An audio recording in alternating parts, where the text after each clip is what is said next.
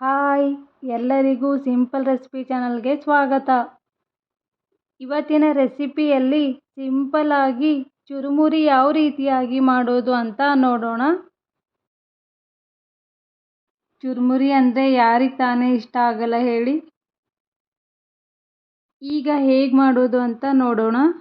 ಮೊದಲಿಗೆ ಒಂದು ಪಾತ್ರೆಗೆ ಒಂದು ಈರುಳ್ಳಿ ಈ ರೀತಿಯಾಗಿ ಕಟ್ ಮಾಡಿ ಹಾಕ್ಕೊಂಡಿದ್ದೀನಿ. ಒಂದು ಕ್ಯಾರೆಟ್ ಈ ರೀತಿ ತುರಿದ್ಬಿಟ್ಟು ಹಾಕ್ಕೊಂಡಿದ್ದೀನಿ.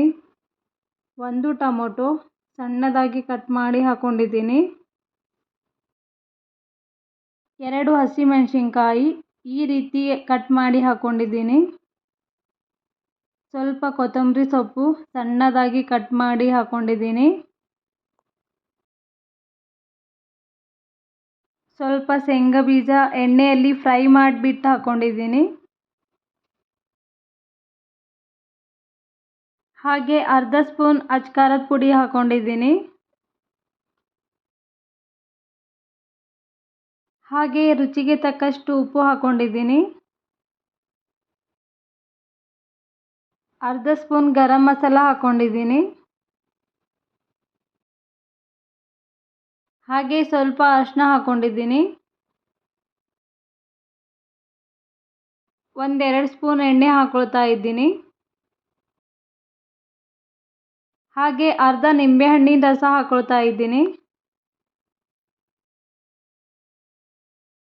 ಎಲ್ಲ ಹಾಕಾದ್ಮೇಲೆ ಚೆನ್ನಾಗಿ ಮಿಕ್ಸ್ ಮಾಡ್ಕೊಳ್ಬೇಕು. ಇದು ಸಿಂಪಲ್ ಆಗಿ ಮಾಡ್ಬೋದು ಚುರುಮುರಿ. ಇದನ್ನು ಒಂದು ಸಲ ಟ್ರೈ ಮಾಡಿ ನೋಡಿ, ಚೆನ್ನಾಗಿರುತ್ತೆ. ಈಗ ನೋಡಿ ಮಂಡಕ್ಕಿ ಗರಿಗರಿಯಾಗಿರಬೇಕು. ಇಲ್ಲ ಅಂದರೆ ಸ್ವಲ್ಪ ಹುರ್ಕೊಳ್ಬೇಕು, ಆವಾಗ ಗರಿ ಆಗುತ್ತೆ. ಈಗ ಕಲಸಿರುವಂಥ ಮಸಾಲೆಗೆ ಹಾಕಿ ಮಿಕ್ಸ್ ಮಾಡಿ ಮಂಡಕ್ಕಿ ಹಾಕಾದ್ಮೇಲೆ ಚೆನ್ನಾಗಿ ಮಿಕ್ಸ್ ಮಾಡ್ಕೊಳ್ಬೇಕಾಗುತ್ತೆ.